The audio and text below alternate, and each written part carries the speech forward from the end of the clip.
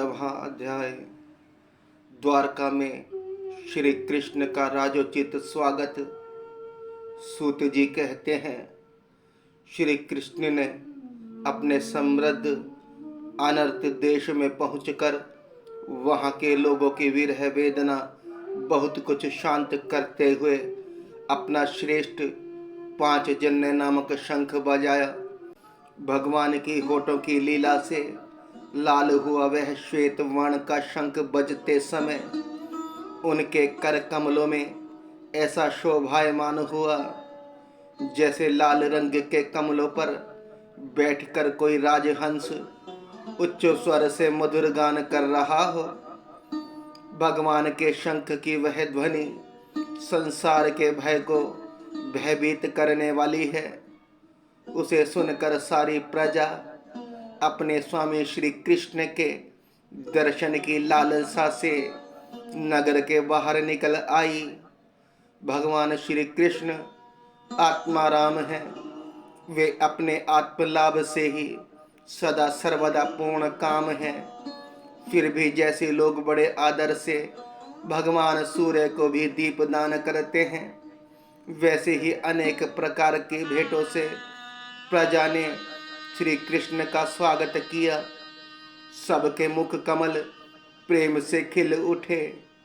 वे हर्ष गदगद वाणी से सबके सुहद और संरक्षक भगवान श्री कृष्ण की ठीक वैसे ही स्तुति करने लगे जैसे बालक अपने पिता से अपनी तोतली बोली में बातें करते हैं। स्वामिन, हम आपके उन चरण कमलों को सदा सर्वदा प्रणाम करते हैं जिनकी वंदना ब्रह्मा शंकर और इंद्र तक करते हैं, जो इस संसार में परम कल्याण चाहने वालों के लिए सर्वोत्तम आश्रय है, जिनकी शरण लेने पर परम समर्थ काल भी एक बाल तक बांका नहीं कर सकता। विश्व भावन, आप ही हमारे माता सुहद स्वामी और पिता हैं। आप ही हमारे सद्गुरु और परम आराध्य देव हैं। आपके चरणों की सेवा से हम कृतार्थ हो रहे हैं। आप ही हमारा कल्याण करें। आहा, हम आपको पाकर सनाथ हो गए, क्योंकि आपके सर्व सौंदर्य सार अनुपम रूप का दर्शन हम करते रहते हैं। कितना सुंदर मुख है, प्रेम पूर्ण मुस्कान से स्निग्ध चितवन। यह दर्शन तो देवताओं के लिए भी दुर्लभ है। कमल नयन श्री कृष्ण, जब आप अपने बंधु बांधवों से मिलने के लिए हस्तिनापुर अथवा मथुरा व्रजमंडल चले जाते हैं, तब आपके बिना हमारा एक एक क्षण कोटि कोटि वर्षों के समान लंबा हो जाता है। आपके बिना हमारी दशा वैसी हो जाती है जैसे सूर्य के बिना आँखों की। भक्त वत्सल भगवान श्री कृष्ण प्रजा के मुख से ऐसे वचन सुनते हुए और अपनी कृपामयी दृष्टि से उन पर अनुग्रह की वृष्टि करते हुए द्वारका में प्रविष्ट हुए। जैसे नाग अपनी नगरी भोगवती पतालपुरी की रक्षा करते हैं, वैसे ही भगवान की वह द्वारकापुरी भी मधु, भोज, दर्शहा, अरहा, कुकुर, अंधक और विष्णुवंशी यादवों से, जिनके पराक्रम की तुलना और किसी से भी नहीं की जा सकती, सुरक्षित थी। वह पूरी समस्त रीतियों के संपूर्ण वैभव से संपन्न एवं पवित्र वृक्षों एवं लताओं से कुंजों से युक्त थी। स्थान स्थान पर फलों से पूर्ण उद्यान, पुष्प वाटिकाएं एवं क्रीड़ा वन थे। बीच बीच में कमल युक्त सरोवर नगर की शोभा बढ़ा रहे थे। नगर के फाटकों, महल के दरवाजों और सड़कों पर भगवान के स्वागतार्थ बंदरवारें लगाई गई थी। चारों ओर चित्र विचित्र ध्वजा पताकाएं फहरा रही थी, जिनसे उन स्थानों पर घाम का कोई प्रभाव नहीं पड़ता था। उसके राजमार्ग, अन्य अन्य सड़कें, बाजार और चौक झाड़ बुहार कर सुगंधित जल से सींच दिए गए थे और भगवान के स्वागत के लिए बरसाए हुए फल फूल अक्षत अंकुर चारों ओर बिखरे हुए थे। घरों के प्रत्येक द्वार पर दही अक्षत फल ईख जल से भरे हुए कलश उपहार की वस्तुएं और धूप दीप आदि सजा दिए गए थे। उदार शिरोमणि वसुदेव अक्रूर उग्रसेन अद्भुत पराक्रमी बलराम प्रद्युम्न चारुदेशन और जामवती नंदन सामने जब यह सुना कि हमारे प्रियतम भगवान श्री कृष्ण आ रहे हैं, तब उनके मन में इतना आनंद उमड़ा कि उन लोगों ने अपने सभी आवश्यक कार्य सोना बैठना और भोजन आदि छोड़ दिए। प्रेम के आवेग से उनका हृदय उछलने लगा। वे मंगल शकुन के लिए एक गजराज को आगे करके स्वस्तिन पाठ करते हुए और मांगलिक सामग्रियों से सुसज्जित ब्राह्मण को साथ लेकर चले। शंख और तुरही आदि बाजे बजने लगे और वेद ध्वनि होने लगी। वे सब हर्षित होकर रथों पर सवार हुए और बड़ी आदर बुद्धि से भगवान की अगवानी करने चले। साथ ही भगवान श्री कृष्ण के दर्शन के लिए उत्सुक सैकड़ों श्रेष्ठ वरांगनाएं, जिनके मुख कपोल पर चमचमाते हुए कुंडलों की कांति पड़ने से बड़े सुंदर दिखते थे, पालकियों पर चढ़कर भगवान की अगवानी के लिए चली। बहुत से नट, नाचने वाले, गाने वाले, विरध बखानने वाले, सूत मागध और बंदीजन भगवान श्री कृष्ण के अद्भुत चरित्रों का गायन करते हुए चले। भगवान श्री कृष्ण ने बंधु बांधवों, नागरिकों और सेवकों से उनके योग्यता के अनुसार अलग अलग मिलकर सबका सम्मान किया। किसी को सिर झुकाकर प्रणाम किया, किसी को वाणी से अभिवादन किया, किसी को हृदय से लगाया, किसी से हाथ मिलाया, किसी की ओर देखकर मुस्कुरा भर दिया और किसी को केवल प्रेम भरी दृष्टि से देख लिया। जिसकी जो इच्छा थी उसे वही वरदान दिया।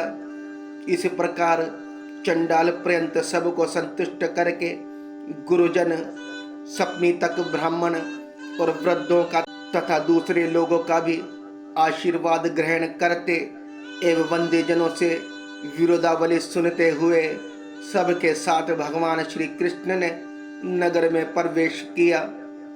शौनक जी जिस समय भगवान राजमार्ग से जा रहे थे, उस समय द्वारका की कुल कमनियां भगवान के दर्शन को ही परमानंद मानकर अपनी अपनी अटारियों पर चढ़ गईं।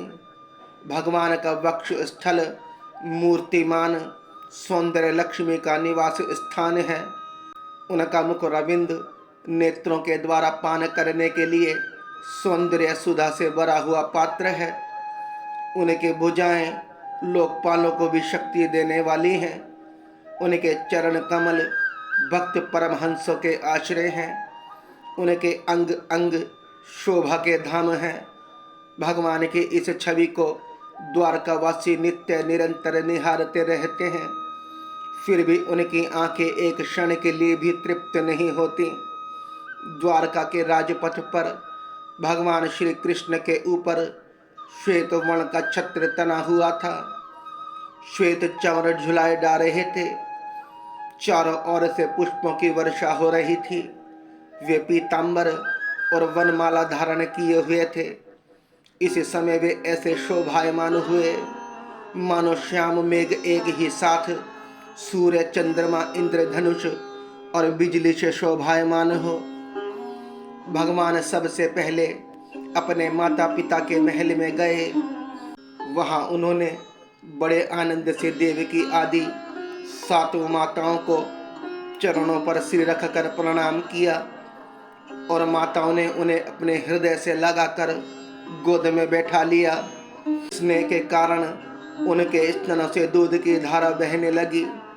उनका हृदय हर्ष से विहल हो गया और वे आनंद के आंसुओं से उनका अभिषेक करने लगी। माताओं से आज्ञा लेकर वे अपने समस्त भोग सामग्रियों से संपन्न सर्वश्रेष्ठ भवन में गए। उसमें 16,000 पत्नियों के अलग अलग महल थे।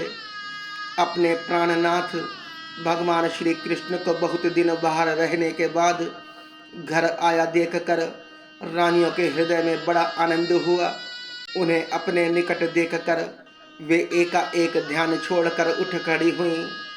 उन्होंने केवल आसन को ही नहीं बल्कि उन नियमों को भी त्याग दिया जिन्हें उन्होंने पति के प्रवासी होने पर ग्रहण किया था। उस समय उनके मुख और नेत्रों में लज्जा छा गई। भगवान के प्रति उनका भाव बड़ा ही गंभीर था। उन्होंने पहले मन ही मन, फिर नेत्रों के द्वारा और तत्पश्चात पुत्रों के बहाने शरीर से उनका आलिंगन किया। शौनक जी, उस समय उनके नेत्रों में जो प्रेम के आंसू छलक आए थे, उन्हें संकोचवश उन्होंने बहुत रोका, फिर भी विवशता के कारण वे ढलक ही गए। यद्यपि भगवान श्री कृष्ण एकांत में सर्वदा ही उनके पास रहते थे, तथापि उनके चरण कमल उन्हें पद पद पर नए नए जान पड़ते थे। भला स्वभाव से ही चंचल लक्ष्मी, जिन्हें एक क्षण के लिए भी कभी नहीं छोड़ती, उनकी सानिध्य से किसी स्त्री को तृप्ति हो सकती है। जैसे वायु बांसों के संघर्ष से दावानल पैदा करके उन्हें जला देता है, वैसे पृथ्वी के भारभूत और शक्तिशाली राजाओं में परस्पर फूट डालकर बिना शस्त्र ग्रहण किए ही भगवान श्री कृष्ण ने उन्हें कई अक्षौहिणी सेना सहित एक दूसरे से मरवा डाला और उसके बाद आप भी उपनाम हो गए। साक्षात परमेश्वर ही अपनी लीला से इस मनुष्य लोक में अवतीर्ण हुए थे और सहस्त्रों रमणी रत्नों में रहकर उन्होंने साधारण मनुष्य की तरह क्रीड़ा की, जिनके निर्मल और मधुर हंसी उनके हृदय के उन्मुक्त भावों को सूचित करने वाली थी, जिनकी लजीली चितवन की चोट से बेसुध होकर विश्व विजयी कामदेव ने भी अपने धनुष का परित्याग कर दिया था। वे कमनीय कामनियां अपने काम विलासों से जिनके मन में तनिक भी शोम नहीं पैदा कर सकी, उन असंग भगवान श्री कृष्ण को संसार के लोग अपने ही समान कर्म करते देखकर आसक्त मनुष्य समझते हैं। यह उनकी मूर्खता है।